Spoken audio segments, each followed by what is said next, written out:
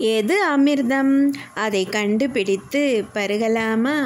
1 cup கருப்பு உளுந்தை 1 மணி நேரம் ஊற வைத்து எடுத்து அதோடு ஆவியில் வைத்து எடுத்த சிகப்பு தண்டு கீரை சேர்த்து நன்கு அரைத்து கொண்டு 1 கப் அரிசி மாவு, வெங்காயம், இஞ்சி, பச்சை மிளகாய், மஞ்சத்தூள், உப்பு, கடுகு, பெருங்காயம் தாளித்து போட்டு மிதமான தீயில் சிறு சிறு ஊத்தாப்பம் இல்லைனா பணியாரமாய் ஊற்றி எடுத்தால் கருப்பு உளுந்து சிகப்பு தண்டு கீரை ஊத்தப்பம் அல்லது பணியாரம்.